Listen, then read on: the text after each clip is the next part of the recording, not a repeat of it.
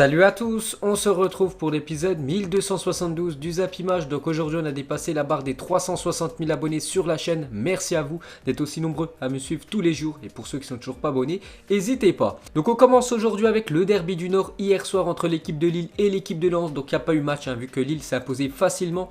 Et logiquement 4-0 contre cette équipe du Racing Club de Lens. Donc un but de Yilmaz, Bamba, Ikone et Yaz ici. Donc Lille remporte le derby et est premier de Ligue 1. Donc félicitations à Lille avec cette belle victoire nette 4-0 face au Racing Club de Lens. Donc Lille est sur un record de 11 matchs invaincus dans le derby du Nord. Donc en tout c'est 8 victoires et 3 matchs nuls pour cette équipe de Lille contre l'équipe de Lens. Donc Lens a beaucoup de mal contre le voisin lillois. On va parler des autres matchs qui avaient lieu ce week-end. L'AS Saint-Etienne s'est incliné 3-1 contre Nice ce week-end. Donc belle victoire des Niçois. Encore Amine Gouiri, buteur. Ensuite on peut voir aussi la belle victoire de Lyon contre l'équipe de Strasbourg 3-2 à l'extérieur. Un but de Kadewere, donc son premier but avec l'équipe de l'OL en Ligue 1. Et un doublé de Toko et Kambi. Donc beau succès de Lyon parce qu'il galérait Lyon ces derniers matchs. On peut voir aussi la belle victoire de l'autre Olympique, l'Olympique de Marseille contre l'équipe de Bordeaux. Donc Thauvin, Amavi et Pablo contre son camp. Donc pour revenir sur le but de Florian Thauvin, magnifique but inscrit par l'ailier marseillais. Une frappe de loin qui est partie en pleine lucarne. Et pour finir avec cette 7ème journée de Ligue 1, on peut voir sinon tous les autres résultats. Par exemple, l'AS Monaco a fait un partout contre l'équipe de Montpellier. Nantes s'est imposé 3-1 contre l'équipe de Brest. On peut voir l'équipe type de cette 7ème journée de Ligue 1. Donc Mbappé et Depay. En attaque, donc Mbappé, n'oubliez pas, il a inscrit un doublé contre Nîmes vendredi soir. On peut voir aussi Thauvin ou même Sakai dans cette équipe. Et pour finir avec ce championnat français, du coup, un petit coup d'œil au classement après cette 7ème journée de L1. Donc la seule équipe en tête, c'est l'équipe de Lille, 17 points devant l'équipe du Paris Saint-Germain et l'équipe de Rennes, 15 points pour ces deux clubs. Donc Marseille est 6ème, Lyon avec leur victoire remonte à la 9ème place. Donc toujours les trois derniers, Strasbourg, Reims et Dijon. Ensuite on quitte la France, direction l'Angleterre. On va parler du meilleur championnat au monde, le championnat de Première Ligue, parce que cette saison est complètement folle, avec beaucoup de buts inscrits pour tous les matchs, et aussi des matchs complètement fous avec des retournements de situation incroyables. On commence avec le derby du Merseyside entre l'équipe de Everton et l'équipe de Liverpool. Score final 2-2.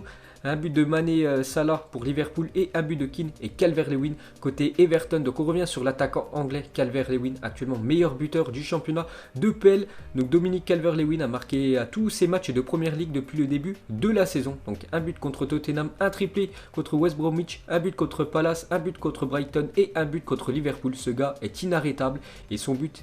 c'est un but quand même magnifique parce que regardez la détente quand même de Calvert-Lewin qui a marqué ce but de la tête ce week-end contre le voisin de Liverpool. Et pour finir avec lui, donc toute compétition confondue avec Everton cette saison, c'est 7 matchs, 10 buts pour l'attaquant anglais.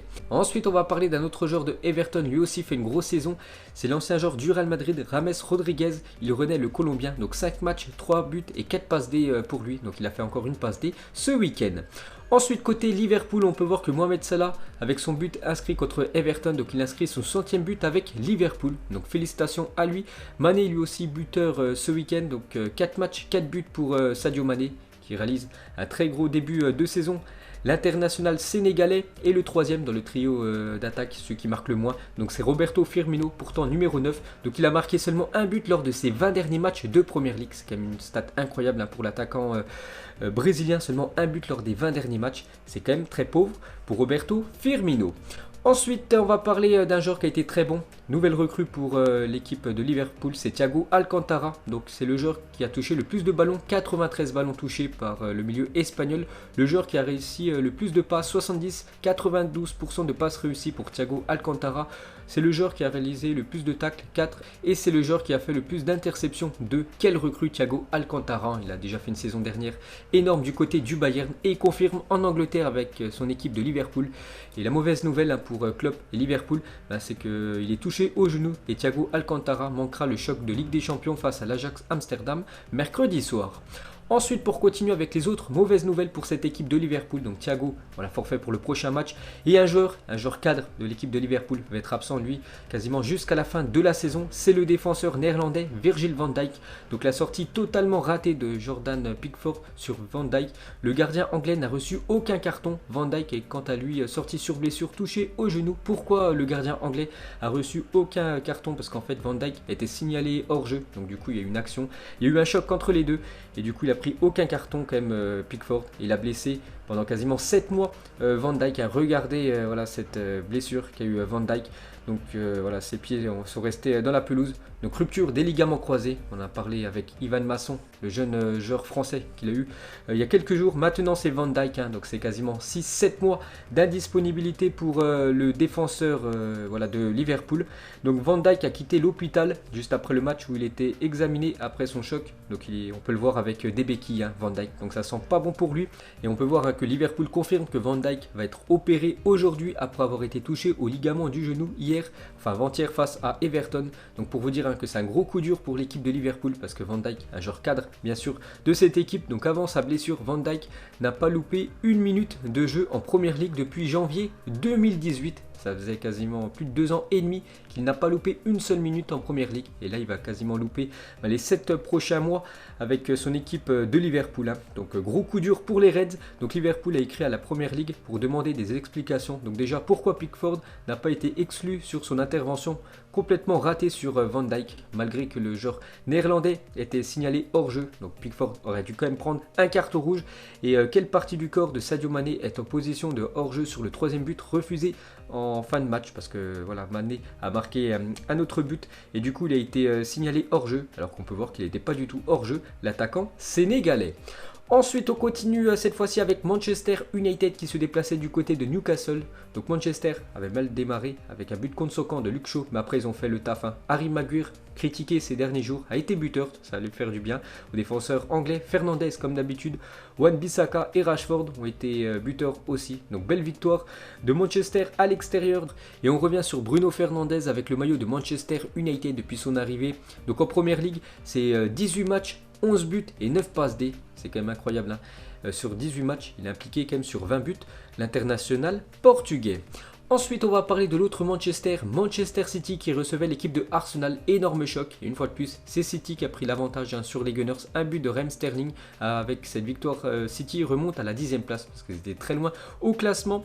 Donc la dernière victoire d'Arsenal contre Manchester City en Première Ligue remonte au 21 décembre 2015. Là, ça commence à dater, hein, la dernière victoire des Gunners contre l'équipe des Citizens.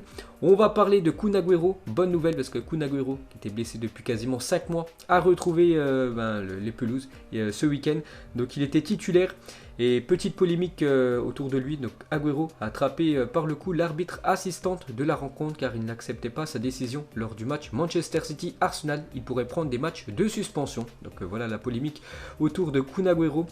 Donc Guardiola, on a parlé de cette polémique. Donc il a dit: arrêtez les gars, Sergio est la personne la plus gentille que j'ai rencontrée de ma vie. Cherchez des problèmes dans d'autres situations, mais pas ici. Donc pour Guardiola, voilà, il n'y avait rien de malhonnête de la part de Kun Agüero. Et pour finir avec l'attaquant argentin, il n'est pas meilleur buteur de l'histoire de Manchester City. Donc Kun Agüero a salué les fans en sortant du terrain avant de se souvenir qu'il n'y avait plus de supporters, bien sûr, vu que tous les matchs en Première Ligue sont à huis clos. Ensuite, cette fois-ci, on va parler des Blues de Chelsea. Encore un match de Première Ligue avec beaucoup de buts, 6 buts dans cette rencontre. Donc 3-3, un doublé de Timo Werner, ses 2 premiers buts en PL. Il a été très bon, l'attaquant allemand, parce qu'il a marqué un doublé et une passe D pour son collègue Havertz. Donc match spectaculaire entre Chelsea et Southampton qui se solde par un match nul. Encore 2 points de perdus quand même pour cette équipe de Chelsea. On continue cette fois-ci encore avec un match complètement fou. Tottenham contre West Ham, encore un match avec beaucoup de buts, 6 buts dans cette rencontre. Et de gros regrets pour l'équipe de Tottenham qui menait 3-0 dans le match contre l'équipe de West Ham. Donc Son et Harry Kane ont été buteurs. Donc les deux sont vraiment en feu en ce début de saison. Regardez leurs stats, donc niveau but et niveau passe D, quasiment à chaque match. Ils sont décisifs les deux là. Mais le problème pour cette équipe de Tottenham qui avait très bien débuté, parce que jusqu'à la 81e minute, il y avait toujours 3-0 pour l'équipe de Tottenham. Voilà, il restait plus que 10 minutes. Tu gagnes de 3 buts d'avance. Normalement, le match est gagné. Pas du tout parce que l'équipe de West Ham a fait un comeback magnifique et est venu arracher l'égalisation à la 94e minute. Donc de gros regrets quand même pour l'équipe de José Mourinho. On va parler aussi de Gareth Bale. Première pour Gareth Bale, donc il n'était pas titulaire, mais il est rentré en cours de jeu, parce qu'il était blessé depuis quelques semaines. L'ailier gallois, donc il est rentré en cours de jeu, donc il est rentré à 3-0, malheureusement pour lui. Donc son équipe s'est fait revenir à 3-3. Ensuite, on va parler d'une autre très belle affiche, Leicester contre l'équipe de Aston Villa, et Aston Villa continue sa série incroyable en PL.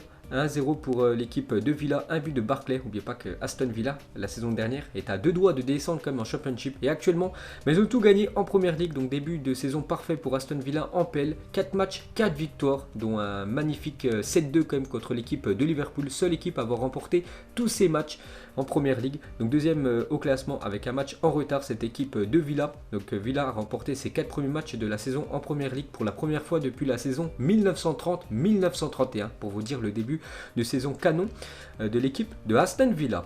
Ensuite, on va parler de l'ancien joueur de l'AS Saint-Etienne, Wesley Fofana, qui joue pour la première fois sous ses nouvelles couleurs. Donc c'était hier contre l'équipe de Aston Villa. Malheureusement pour lui, son équipe s'est inclinée 1-0. Et une autre mauvaise nouvelle pour l'équipe de Leicester. Donc c'est le Turc touché aux adducteurs Saglar Soyuncu sera forfait 3 mois. Donc mauvaise nouvelle pour l'équipe de Leicester. Et pour finir avec le championnat anglais, du coup un petit coup d'œil au classement. Donc Everton en première position devant Aston Villa. Mais Everton a un match en plus par rapport à l'équipe de Villa. Liverpool 3e, Leicester 4e. On peut voir les deux Manchester qui sont très loin. Manchester City 10e et Manchester United malgré leur victoire.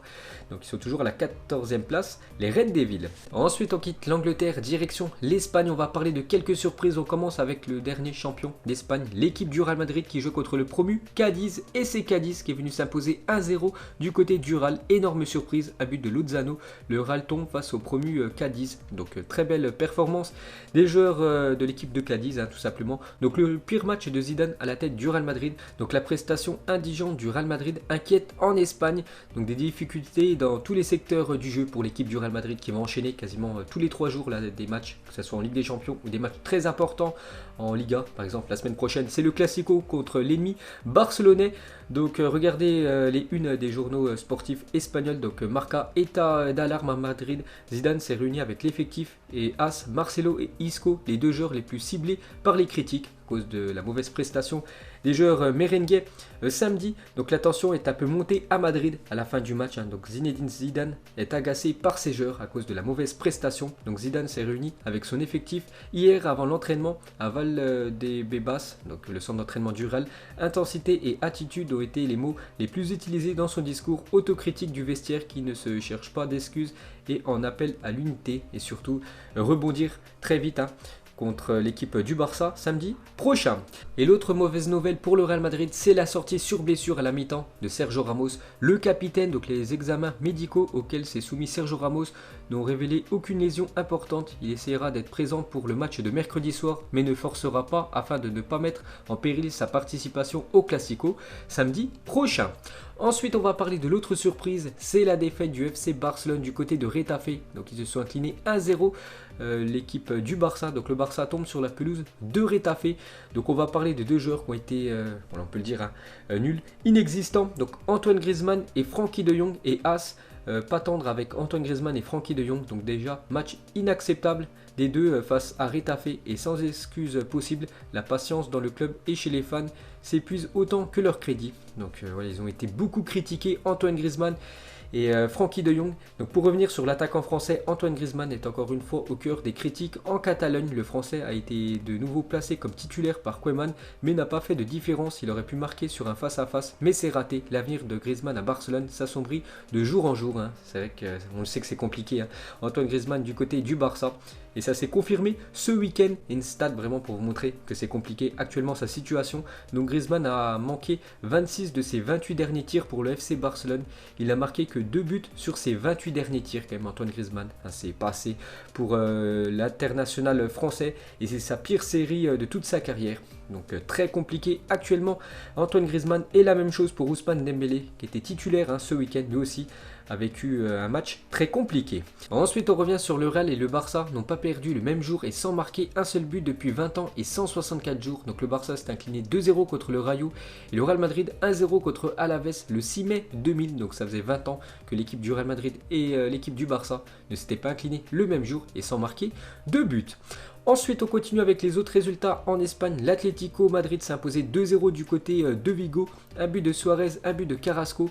Donc Luis Suarez avec son but, c'est quand même son 150e qu'il inscrit en Liga. Donc Barça et Atlético Madrid cumulés Donc en tout 195 matchs, 150 buts pour Luis Suarez. Seul Cristiano Ronaldo a réussi à atteindre ce nombre de buts plus rapidement que le pistolero au XXIe siècle. Donc Cristiano Ronaldo, lui, c'était 150 buts en 140 matchs pour la star portugaise. Et pour finir avec Luis Suarez, donc ses derniers matchs, que ce soit avec l'Atlético ou avec l'Uruguay, il a été à chaque fois buteur, parce que contre le Chili, un but, l'Équateur, un doublé, contre le Celta Vigo, un but pour Luis Suarez. Et pour finir avec les résultats, donc Grenade contre Séville, Grenade s'est imposé 1-0 contre l'équipe de Séville qui a remporté la dernière édition de l'Europa League. Donc du coup, le classement, c'est la Real Sociedad qui est parti s'imposer hier soir 3-0 du côté du Betis Séville. Donc la Real Sociedad en première position devant Villarreal, Cadix en troisième position. C'est incroyable que cette équipe promue en troisième position de Liga. Donc le Real Madrid à la sixième position et le FC Barcelone 9e du classement. Ensuite, direction l'Italie, on commence avec le derby de Milan et cette fois-ci, c'est le Milan AC qui a été supérieur à l'équipe de l'Inter. Donc un doublé de Ibrahimovic contre un but de Lukaku, l'AC Milan l'emporte dans ce derby et confirme son statut de leader parce qu'actuellement l'AC Milan en première position du championnat. Donc Zlatan les gars, ultra décisif avec son doublé. L'ancien attaquant du Paris Saint-Germain, donc n'oubliez pas que le 27 septembre dernier, Zlatan est testé positif au Covid-19. 11 octobre, Zlatan retourne à l'entraînement et quelques jours plus tard, donc Zlatan offre le derby de Milan au Rossoneri pour la première fois depuis 2017, parce que depuis pas mal d'années, c'était quand même l'Inter qui prenait l'ascendant à chaque fois sur son voisin de l'AC Milan. Donc Zlatan, il a fait une déclaration: je me sens comme un lion avec beaucoup d'expérience. Si j'avais la condition que j'avais à 20 ans, personne ne m'arrêterait, mais il ne m'arrête pas de toute façon, malgré quand même qu'il est âgé, bien sûr. Zlatan, il a fêté il y a quelques jours ses 39 ans. Ensuite, on continue avec lui, donc il a répondu à Lukaku, parce que Lukaku, en février dernier, après la victoire de l'Inter contre l'AC Milan, donc l'Inter s'est imposé 4-2, Lukaku, il avait mis sur son compte Instagram: il y a un nouveau roi en ville, en parlant de lui, bien sûr, vu qu'il avait inscrit un ou plusieurs buts, je me souviens plus, contre l'AC Milan, et cette fois-ci en octobre, donc Zlatan a répondu à Lukaku: Milan n'a jamais eu de roi, ils ont un dieu, en parlant de lui, et avec son doublé ce week-end.